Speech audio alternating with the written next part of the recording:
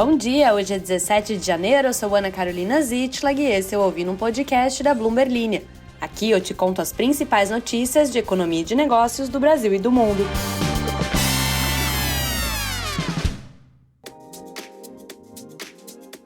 Bom dia, queridas e queridos ouvintes, quarta-feira na área e por aqui muitas notícias. Prometido é cumprido neste podcast e hoje vamos falar um pouquinho sobre o Fórum Econômico Mundial que está acontecendo em Davos, lá na Suíça. Quem está participando e o que está sendo discutido neste fórum, eu dei uma engasgada. Também vamos falar sobre o meu assunto favorito, a Dubai brasileira. O céu é o limite para os imóveis mais caros do país que ficam localizados em Balneário Camboriú, Santa Catarina. Vamos conversar bastante sobre isso. Também vamos falar sobre por que os analistas do Itaú BBA cortaram o preço-alvo das ações da Eletrobras. E, por fim, vamos falar por que a declaração de um membro do Federal Reserve, o Banco Central dos Estados Unidos, derrubaram os mercados do mundo inteiro. Uma famosa, eu ia falar Torre de Babel, querendo dizer uma torre de dominó. Só que eu também pensei que não existe uma torre de dominó, uma famosa fileira de dominó, que é o nosso mercado financeiro mundial. Se você gosta desse tipo de notícia e quer ficar por dentro de tudo, não esqueça de se inscrever aqui no podcast, de ativar as notificações. Também, se você quer me ver pagando mico nas redes sociais, você pode sempre conferir o Instagram ou o TikTok da Bloomberg Linha. Cada dia uma chance a menos de eu voltar a me relacionar amorosamente por aí. E, além disso tudo, além de seguir a Bloomberg Linha em todas as redes sociais, temos uma novidade aqui no podcast. Na descrição do podcast você vai encontrar um link para o nosso canal de notícias no Zap Zap. Isso mesmo, eu quero ser tóxica no seu Zap Zap. É só seguir a página da Bloomberg Linha lá que você vai receber todas as matérias que são publicadas todos os dias. Siga a gente na conta do Zap Zap. No mais, vamos às notícias. O Fórum Econômico Mundial está acontecendo durante esta semana na cidade de Davos, na Suíça. As paisagens brancas, com muita neve, são típicas dessa época do ano para quem cobre mercados financeiros ou economia mundial. A expectativa é que a cidade receba milhares de personalidades importantes.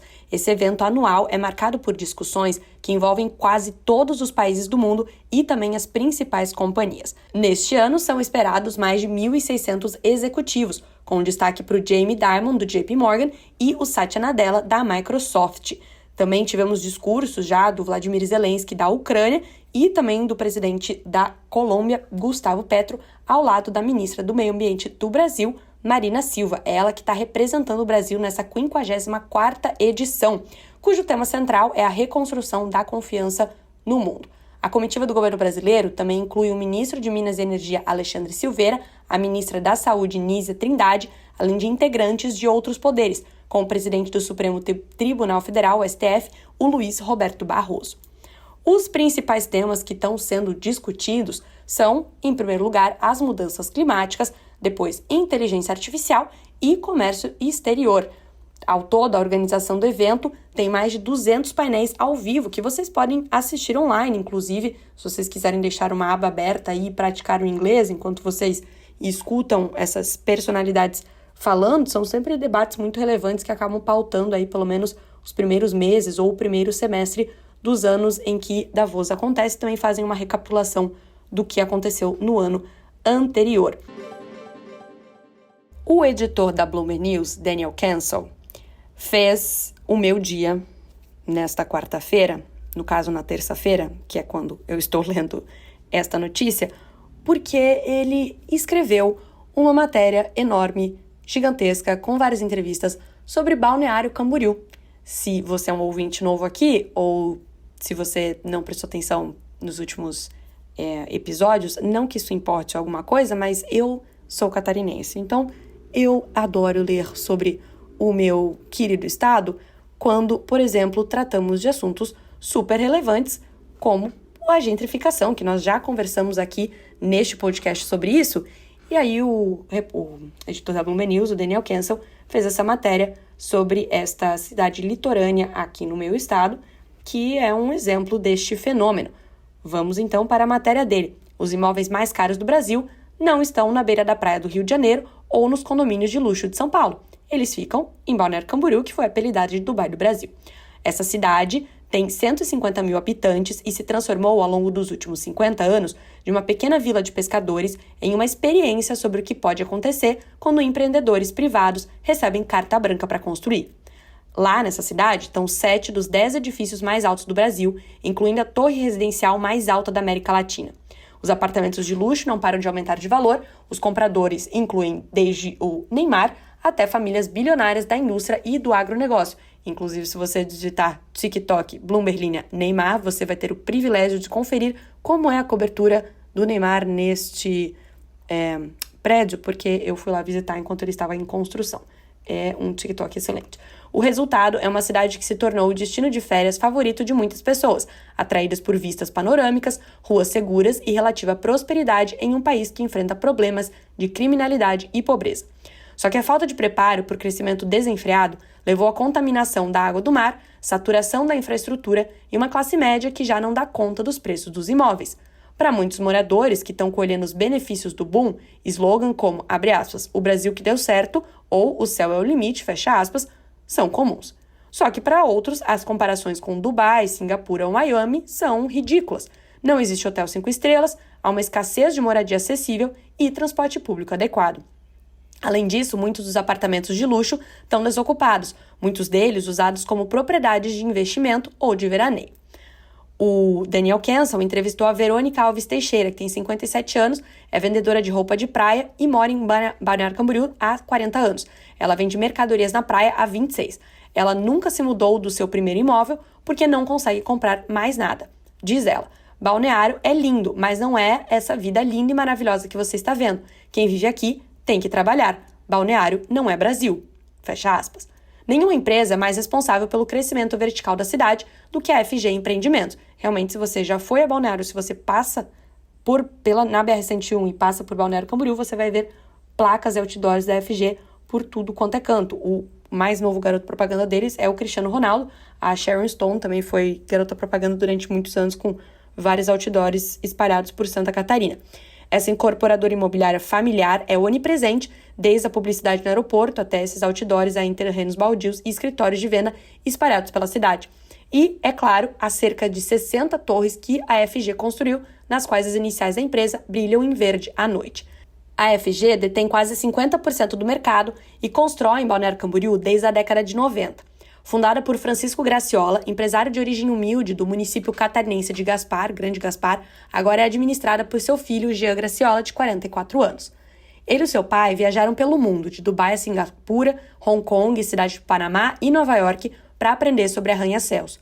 Eles construíram a One Tower, a mais alta do Brasil, e agora planejam uma torre de 110 andares, seguindo em breve por um edifício de 150 andares, que seria o projeto residencial mais alto do mundo. Em entrevista à Bloomberg News, o Jean, filho, disse que a gente cresceu 3 vezes de 2019 para cá. Antes, um executivo com 60, 70 anos comprava um apartamento, mas agora, segundo ele, compra 4 apartamentos, para o pai e para os 3 filhos. O bilionário Luciano Hang, que é dono da varejista Havan e um grande apoiador do ex-presidente Jair Bolsonaro, tem várias propriedades em Balneário Camboriú. Ele também desenvolve novos projetos com a FG após co-investir em vários lotes no passado. Famílias industriais ricas de Santa Catarina, muitas vezes de origem alemã e italiana, foram os primeiros grandes impulsionadores dos empreendimentos da cidade, juntamente com compradores do Rio Grande do Sul e do Paraná. Nos últimos anos, empresários do agronegócio começaram a comprar propriedades em Balneário Camboriú, e as incorporadoras até criaram planos de pagamento que coincidem com o cronograma da safra. BC, como é carinhosamente conhecida pelos catarinenses, tem o metro quadrado médio mais caro do Brasil, a R$ 12.624, segundo a FIPZAP. A pandemia acelerou a valorização e os preços subiram 11% no ano passado. Os preços de alguns imóveis à beira-mar subiram mais de 30% após a ampliação da orla marítima com o alargamento da faixa de areia. Foi o setor privado, e não o governo da cidade, que financiou o projeto, uma mostra da influência das incorporadoras em Balneário Camboriú. Todos, no mercado imobiliário, pareciam genuinamente surpresos quando o Daniel Kenson perguntou sobre uma possível bolha imobiliária que poderia estourar e causar problemas generalizados à economia local. Essa febre de construção está se espalhando para além de Balneário Camboriú. Se você passou o seu verão em Santa Catarina, você percebeu com certeza a quantidade de gruas e de construções que existe ao longo do nosso litoral. As cidades vizinhas de Itapema e Itajaí, onde fica a Praia Brava, viram os preços dos imóveis subirem 20% e 13% respectivamente nos últimos 12 meses, segundo a Fipzap. Isso torna essas 3 cidades os lugares mais caros para comprar imóveis fora das capitais brasileiras. Bom, o restante da reportagem do Daniel Cancel você encontra lá no site da Bloomberg Linha. Lá você vai ver as outras entrevistas que ele realizou com empresários da cidade, com o prefeito de Balneário Camboriú e também com moradores do local que reclamam da falta de estrutura para serviços e para pessoas que estão trabalhando, prestando serviços na cidade, já que agora os imóveis estão muito caros para eles morarem por lá. E hoje estamos de meu Brasil! Foi a minha tentativa horrorosa de imitar a Beatriz do Big Brother.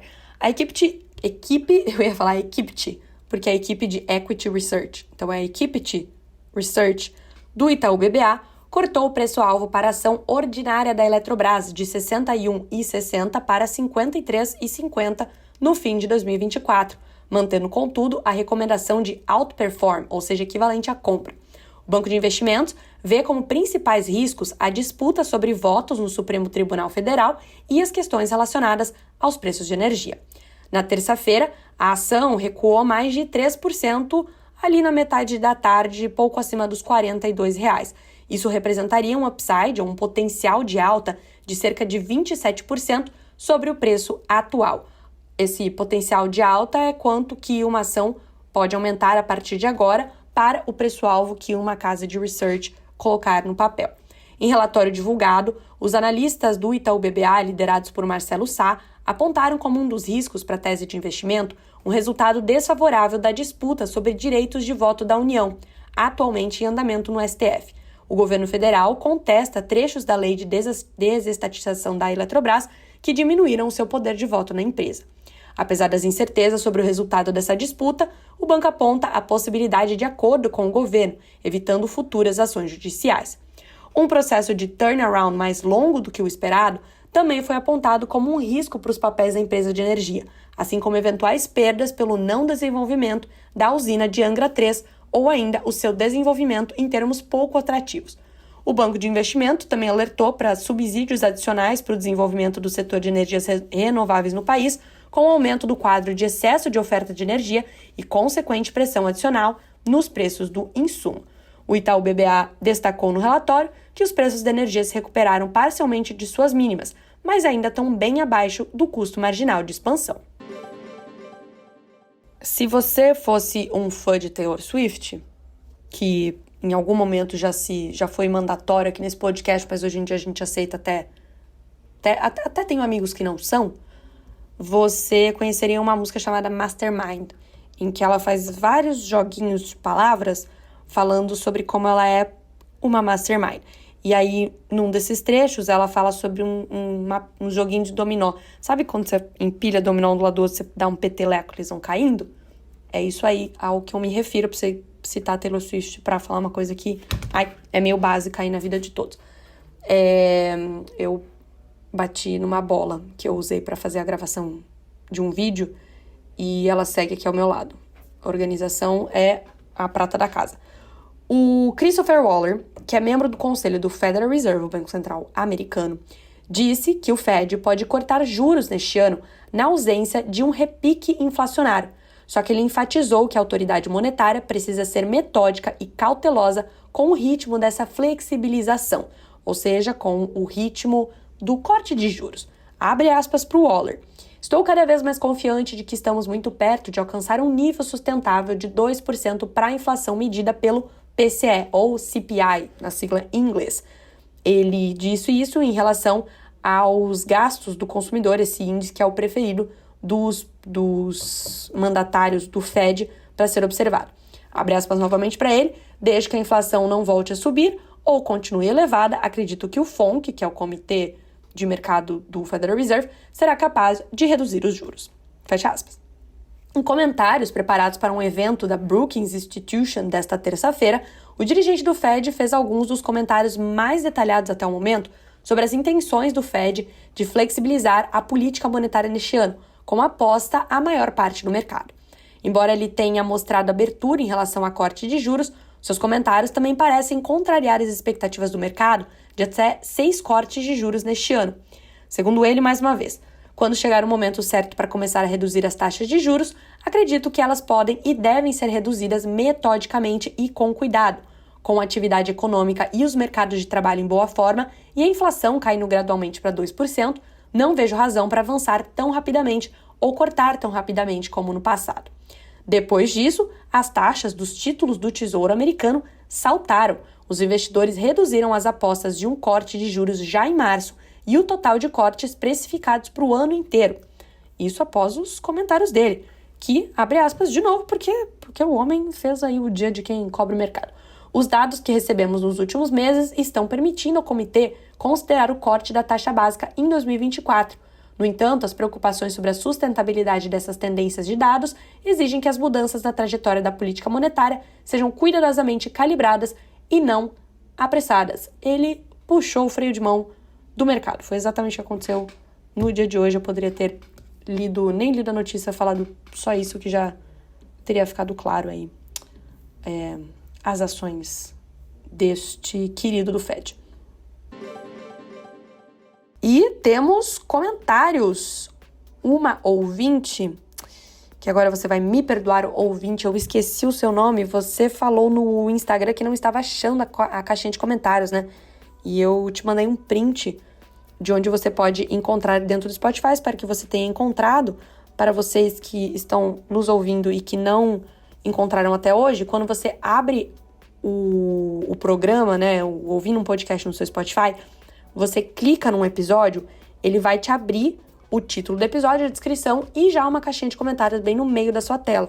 Pelo menos é assim que eu estou botando fé que todos os celulares e aparelhos funcionam. iOS e Android funcionam assim. Se você não está vendo, você, por favor, se comunique comigo através das redes sociais. ana.sieds. Vamos resolver isso. Vamos ter espaço aí para todos comentarem e fazerem suas perguntas, elogios, reclamações serão bloqueados. Mentira, pode reclamar. Vamos ler, então, o comentário do Antônio Luvisotto, que ele diz: prefiro a Motorola e a Lenovo, não me ligo muito à câmera, dou preferência à durabilidade e bateria. Confesso, Antônio, que eu não faço a menor ideia do que você está falando. A Marcela Lopes disse: já foi publicado sim, só vi agora à tarde, peguei pouco trânsito. E Ana, aproveita que não começou o CrossFit, nem começa, só serve para se lesionar. Tem exercícios muito melhores. Fica aí o comentário polêmico de Marcela Lopes.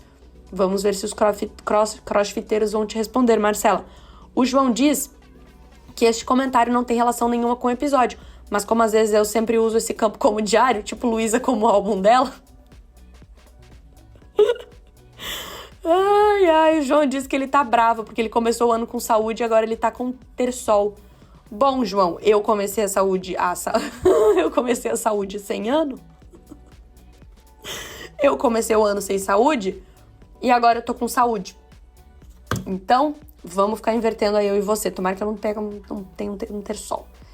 E o Guilherme Limone, que já fizemos um comentário aqui, e algum outro ouvinte falou pra eu perguntar se você faz limonada com seu sobrenome, alguma coisa assim.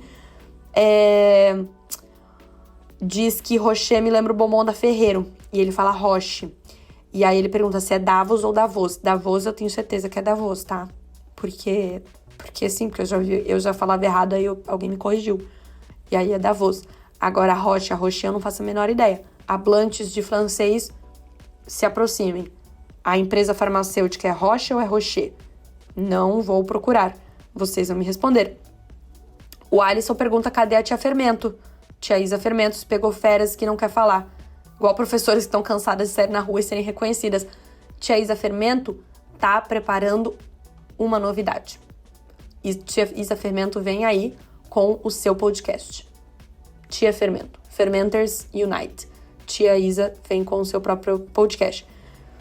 A Tereza diz, não veja ainda o TikTok, que eu disse isso na hora exata que ela já estava abrindo o app, porque ela nem arriscou responder a pergunta de ontem, que era quais as 7 companhias mais valiosas de tecnologia. O Rato Árabe, sensacional o seu nome, Ele disse, sempre que eu falo MMA, que no caso deve ser M&A, né? Ele lembra do Eminem. Acho que era isso. Era isso que eu não tava lembrando.